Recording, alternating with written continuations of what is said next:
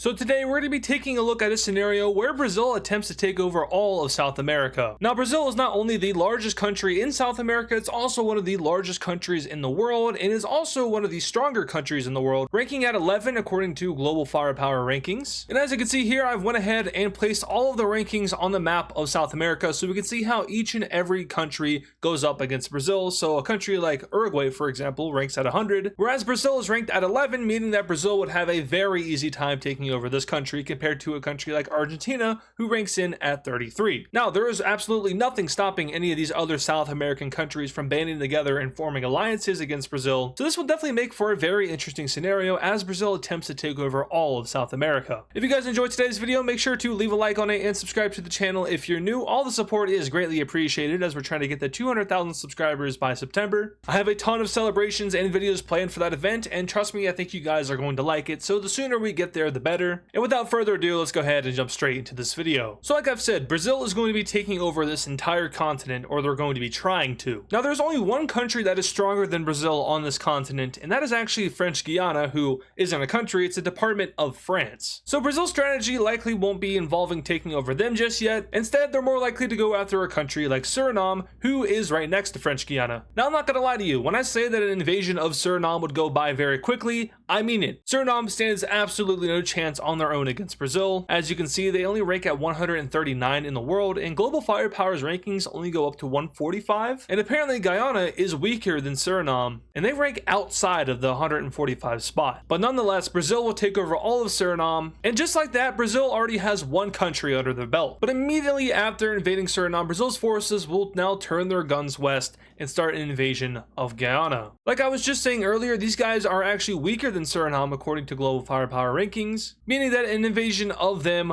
would go by even quicker, although they are a slightly larger country, meaning there's more geography to traverse, so it could take a little bit longer. But at the end of the day, Guyana's forces would go all the way back to their capital city, where they would have one last stand against the Brazilian military that would ultimately end in defeat. And just like that, Brazil has already taken out 2 countries in South America. There's 9 more to go, plus France's department over here in French Guyana. Now at this point, Brazil has a few options as to where they can go next. They can continue their expansion up north, going into Venezuela, who is once again weaker than them, or they can now shift their focus down south and go after countries like Paraguay and Uruguay, who are a lot weaker than Venezuela. It's at this point that the Brazilian military makes the decision, and they're going south, and more specifically, they're going over to Uruguay. Now Uruguay ranks in as the 100th strongest country in the world, weaker than Paraguay, who is at 79, making this move a little bit more logical as Brazilian forces storm through this country and finally reach the coast over here and start to close in on Uruguay's capital. Much like the other countries Brazil has fought thus far, this will be a fairly easy battle for them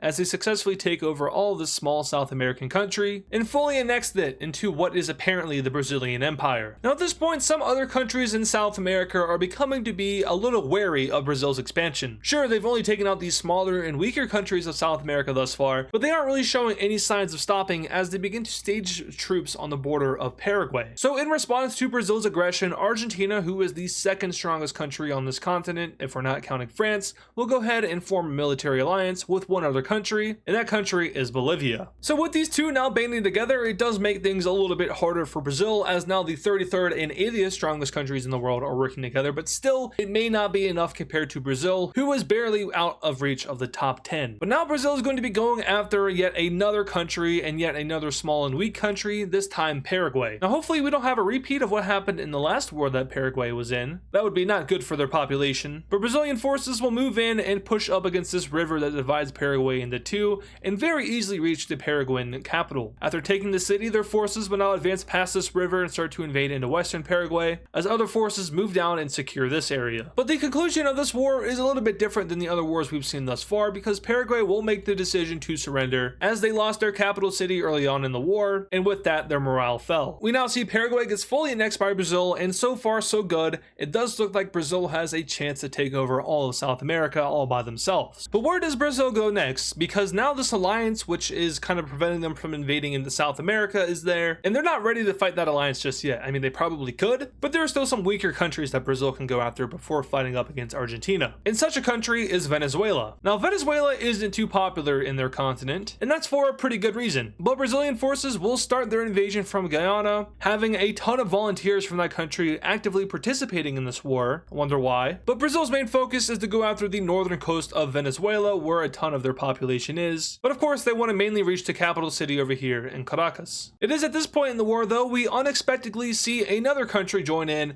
and that country is going to be Colombia. Like I said, the hate for Venezuela is real in this continent. They don't have any allies here, and really their only ally is a country like Russia or China. But they definitely do not hold good relations with their neighbors, and hence we see Colombia joining this war, who hopes to get a little bit stronger before Brazil inevitably knocks on their door. But for now, Colombia will work on securing the western region of this country, while Brazilian forces storm into the capital city and take it for themselves, before now moving to the west and taking this other major city. It's at this point that Brazil is going to let Colombia do most of the work, as the Colombian forces now meet up with Brazilian forces. And the meeting up is definitely not friendly, but no action is seen as the two sides do not draw guns on each other. Shortly after this, we have Brazil's forces starting to fill in into the central areas of Venezuela, but there isn't much of a huge emphasis put on invading into the Amazon rainforest, because why would you do that? So instead, over the next couple of weeks, special forces will slowly but surely pick off guerrilla warfare fighters, and Colombia will send troops in as well, trying to get rid of any remaining fighters in Venezuela. Now, guerrilla warfare is extremely hard to stop from happening because it's just so random and so unorganized that you can't really organize events against them, because your opponents are just,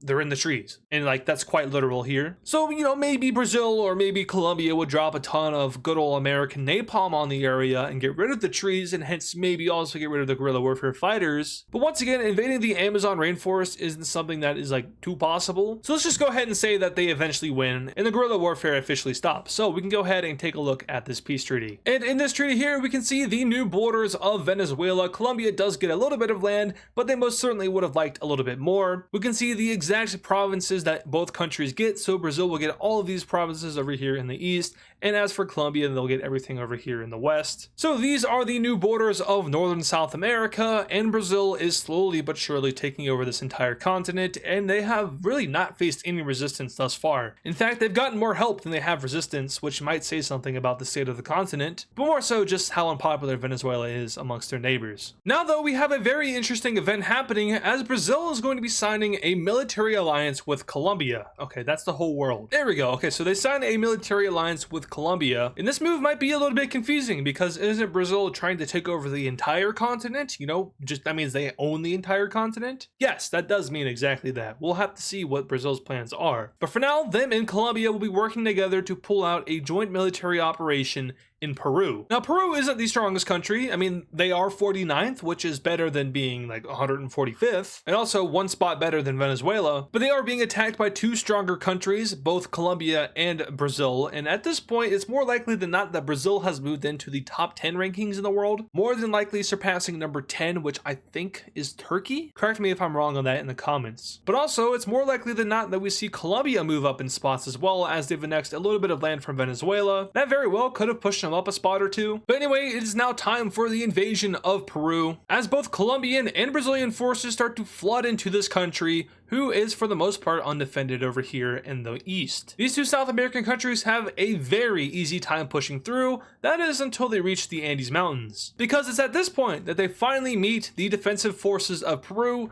who had set up a defensive front line all the way over in the Andes to repel against Brazil and even Colombia. Now, Brazil and Colombia aren't stupid. They do know about the geography of their continent, and they did know that maybe Peru might have been staging a defensive line here, so they have a plan, and that plan is to smack the forces through the north, where the geography is the least harsh. So lining up near the border of Ecuador, Brazil and Colombia will now send their military forces straight into this area, having to traverse the harsh terrain over the Andes Mountains. Ultimately, they are successful and finally reach the coastal areas, which will allow them to take this entire northern area, but most notably start to work down the coast of Peru, heading towards their capital city. It's also at this point in other areas of Peru that we see these forces slowly but surely start to traverse their way through the Andes Mountains, which, that might not be entirely possible, so let's go ahead and say they're also airlifting their tanks and stuff, because that sounds cool. I don't know if that's actually a feasible strategy, but we're gonna have it happen anyway. But now the main invasion force has adequate supply lines through Peru, so over here, this area has widening, meaning it's now easier for these guys to send in even more stuff to fill up this gap, which is exactly what they do as they focus a majority of their forces in moving south. Now back up north, we finally see Colombian and Brazilian forces come to a halt as they push up against this river, but move no further, as there really isn't a point point because the main invasion force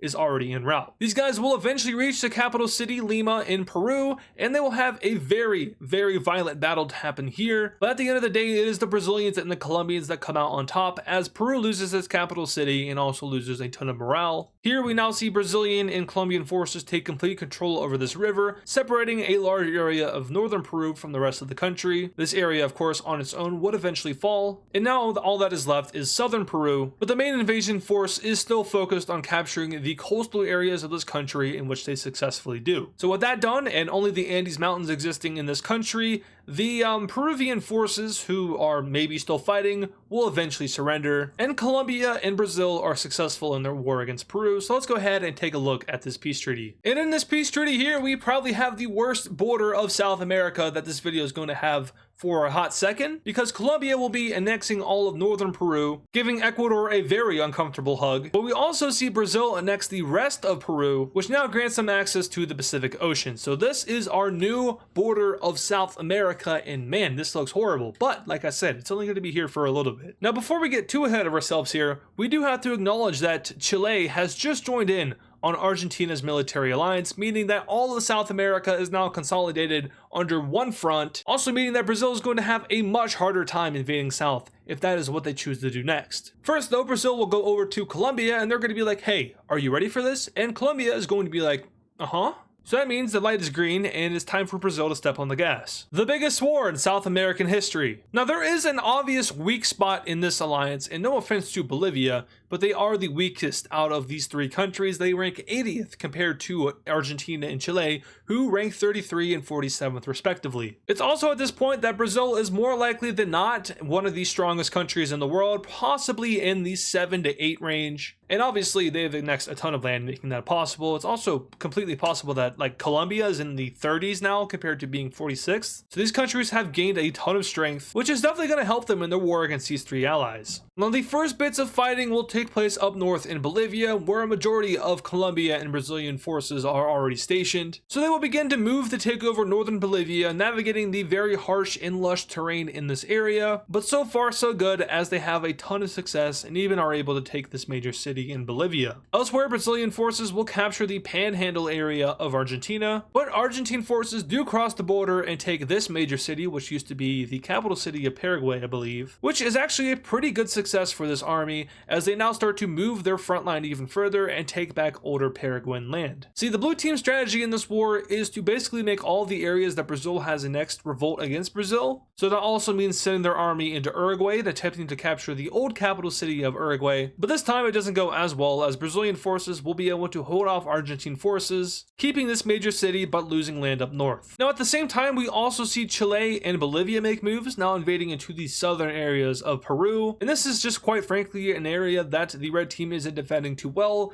as they are mostly relying on the geographical terrain of this area to defend against invading armies. Now though, a sweeping campaign is taking place across the northeastern area of Bolivia, which is going to threaten the capital city of this country. They'll follow the river down and eventually reach over to the eastern points of the city's outskirts, before then sending in 2 divisions, one Colombian and one Brazilian, to start to encircle and surround this major city over here in Bolivia, which is actually their capital city. Anyway, La Paz will be fully encircled, leading to a collapse of this area of the northwest of Bolivia, and a subsequent retreat of these troops in this area as well, which then causes Chile to pull their forces back, and suddenly the red team has the upper hand against the blue team. Now, while La Paz is encircled and starved, the Brazilians will continue their march down south, now meeting up against this river before then pushing down and meeting up against the southern one. But over here in Paraguay, we have another Brazilian battalion coming in and trying to push back the Argentinians. They are partly successful in doing so, now limiting it to just 2 groups, but they are unsuccessful in retaking Paraguay's capital. And additionally, we also see Argentina push back into their panhandle area and start to liberate small amounts of land, while also sending their forces out from this liberated land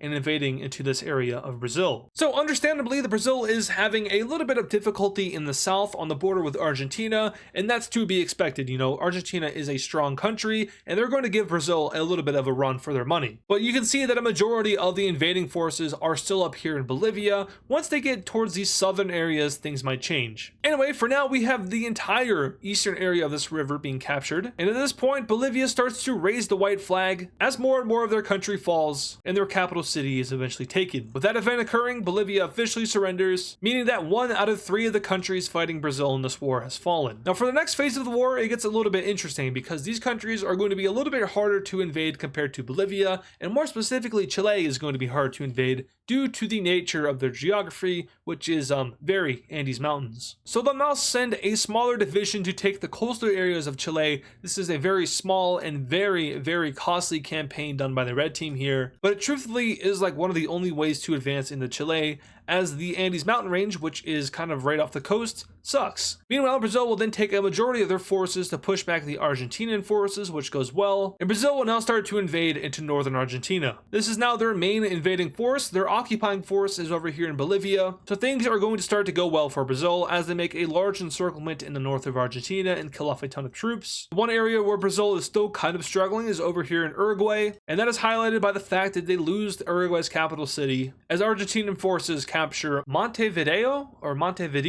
I'm not too sure which one it is, but it's one of those two. Anyway, back up north here to where a majority of Brazil's forces are, things are still going well, and at this point, Brazil starts to speed up their invasion of Argentina as they start to focus and pinpoint their forces towards a major city in Argentina. And the plan here is actually pretty simple for Brazil. They want to take this major city, which will basically open the door for them to end the war, because at that point, they'll be right in the middle of Argentina, and as you can see, both the capital of Chile, Santiago, and the capital of Argentina, Buenos Aires, are within the same distance from this major city. So if you guys are picking up what I'm putting down here, you do one campaign over here, come back and do the one campaign over here. That is Brazil's exact plan, and Argentina is not catching on to it. Argentina thinks that Brazil is going to focus on pushing them out of Uruguay to take over their capital, Buenos Aires, but they could not be more wrong, as now Brazil has accomplished exactly what they want and take this major city, which will instantly start to threaten this entire northern group up here, because as invading forces push further into Argentina, they also start to make a sudden move over to Santiago, which is unexpected by both Chile and Argentina, as they thought that at this point, after figuring out what Brazil's plans exactly were, they'd target the stronger country first to maybe force Chile into surrender. But that is not at all Brazil's plan. They are going full on annexation here. So they reach over to another major city in Chile, which will force the country to pull all of their forces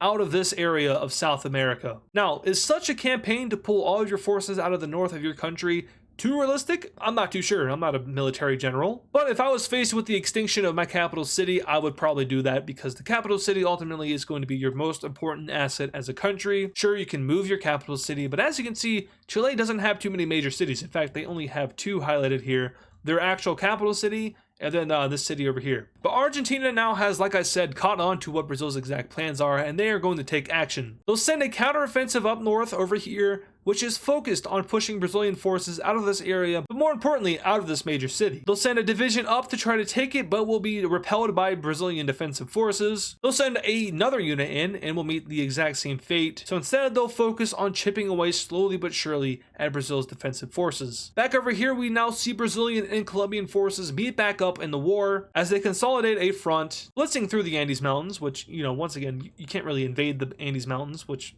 are like right in here. This is where they're really thick. Pause. But that mountain range goes all the way down to here as well. Anyway though, we're about to see the fall of Santiago as these forces first take over this major city, and then a few Brazilian divisions move in as a few Colombian divisions try to move in. The Colombians will fail miserably and be pushed back by the Chileans, but not so much for the Brazilians, who move in and take the city with surprising ease. At this point, they now reach over to the Pacific coast once again and then immediately retake this major city, and Chile's Northern Army group will fully surrender, and upon hearing the news of that, the president of Chile will go ahead and sign this papers of surrender, raising the white flag and leaving Argentina to fight Brazil all by themselves. Anyway, we now see the British take over the Falkland Islands, causing Argentina's president to go into a fit of rage. I'm sure he does it often. He is kind of crazy. But it's at this point that we finally see Brazil's counteroffensive forces push into the Uruguayan area And this is kind of a big slap in the face for Argentina, who was really banking on defending their claims over here, but obviously that has failed miserably. And now Brazilian forces are entering into Argentina right from Uruguay, which is right next to Buenos Aires, and that's no good. With the advancement of this army group towards central Argentina, the entire northern front will collapse as Argentina forces fall back to the western bank of this river. Brazil suddenly makes a naval landing across this little strait here, landing over here to the southeast of Argentina's capital. And the method here is very simple. They've done it before and they'll do it again. They encircle this major city and slowly but surely start to move in. Elsewhere, Brazil and Colombia's armies will go ahead and advance through this continent with relative ease, as Argentina is now on the brink of collapse. They've lost all of their major cities other than their capital city, which is never a good thing. Brazil will now reach over here to the southern Atlantic coast, cutting the country into little tiny pieces. They then take Buenos Aires, gain control over this land, and Argentina will surrender. So they've officially done it. They've gone ahead and beat the alliance, which was aimed at stopping their expansion. Colombia and Brazil are successful to this point. So let's go ahead and take a look at this peace treaty. So as we can see, Brazil has successfully taken over pretty much all of South America to this point. Bolivia, Chile, and Argentina are all fully annexed by Brazil, which is a crazy power move and probably impossible. But we don't want to make this video too long, right? I mean, realistically, what would actually happen is that Chile and Argentina would still exist. They would, of course, lose a ton of land to Brazil. Bolivia likely would still be fully annexed, but in order for Brazil to take on those countries, they would have to start a second war against them, which they would, as we all know, come out on top. And at that point, they would be able to fully annex both countries. So we're kind of just skipping ahead a little bit. We're going to assume that Brazil and Colombia are successful in their second war against Argentina and Chile, which I think is a pretty fair assumption, and I don't think we really need to cover it. Anyway, though, as you can see, Brazil isn't completely done yet. Okay, so Colombia just invaded and annexed all of Ecuador. That's fun. But that also makes Brazil's next move extremely easy, because in a shocking event to the rest of the world, Brazil will be declaring war on their own ally. Brazil declares war on Colombia and begins their invasion. Now, I'm sure this is shocking to literally nobody, because the video title is Could Brazil Take Over All of South America? Not Could Brazil Take Over Argentina, Bolivia, Chile, Uruguay, Paraguay, Suriname, and Guyana, and Peru, which they've done so far. But no, it's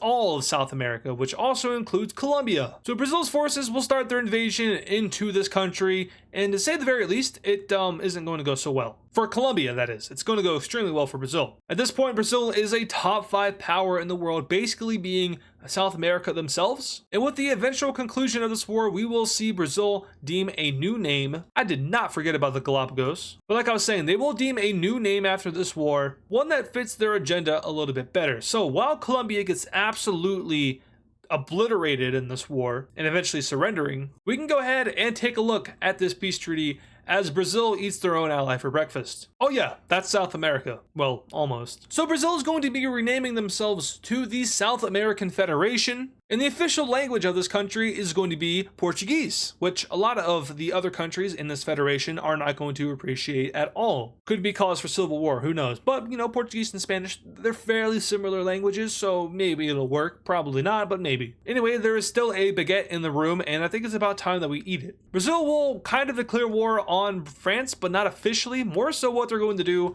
is they're going to use the whole Russian justification, which is, no, we're not invading you. We're just doing, special military operations in the area, which also involve taking your land. Anyway, French Guyana is very easily seized by Brazil, and all of a sudden we have Brazil at war with the one and only NATO. Oh boy. Will Brazil be able to beat NATO? At this point, probably not. Not because NATO is some super mega awesome strong military alliance, but mostly because the United States is #1 in the world, and this whole video is kind of focused on the fact that Brazil is stronger than all the other countries in South America, being 11th. Well, Uncle Sam is #1, so yeah. If we're gonna keep the same formula, then Brazil would likely not win this war at all. But at the same time, NATO invading all of South America doesn't seem too likely to me in my head. I mean, it might be possible since Brazil was able to do it, but you have to remember that the Western countries will also have to invade all of Brazil as well, who at this point is a top 5 power. So yeah, we're gonna go ahead and say that for the sake of the video that NATO does not get involved with this, and instead France just goes ahead and hands over French Guyana, which I'm sure they wouldn't do that, but guess what? They're doing it here in this video. And just like that, Brazil has done it. They have officially taken over all of South America, being the 11th strongest country in the world. They're also the strongest country on this continent, not counting France, meaning that they theoretically could take over the entire continent. Now, Do they have enough manpower realistically to do that? Actually, probably yes. If they did it the exact way that I demonstrated in this video without any other foreign countries getting involved, then yes, Brazil would be able to take over South America. It would just take a few decades. Now, this scenario actually happened in real life. I don't think that it would actually happen at all, because in real life, you would get in trouble and you would activate this beautiful thing, the Rio Pact, which is, you know, basically don't touch South America or else you'll be dealing with him.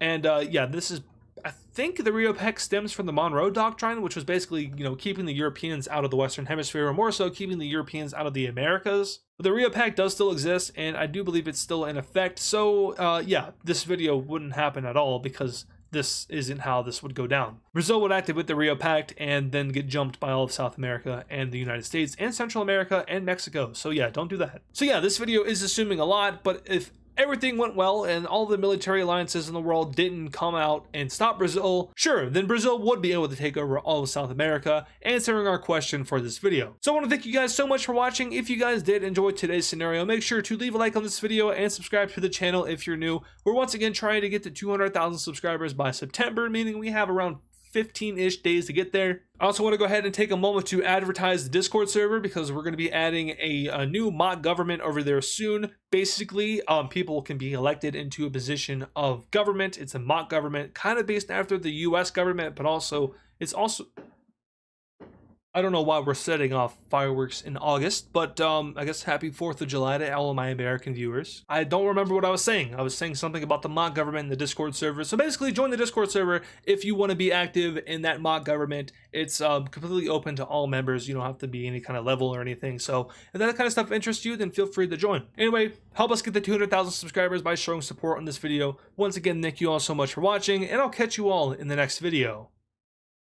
And of course, thank you to all our super fans. This includes Serminator, Static FN, Chill Turn Mapping, CTG on YT, Mega the YouTuber, Vista Napper, Garbage Trucks, Xanderpro, Wixo, 7353, Gamer, RS, Australian Geoball Mapping, Augusto, Norwegian, Gail Martinez, Freezioid, Laser Tase, Pablo Sigma Cat, 45, Death Strider X, and DW Cool Dude. Once again, thank you guys.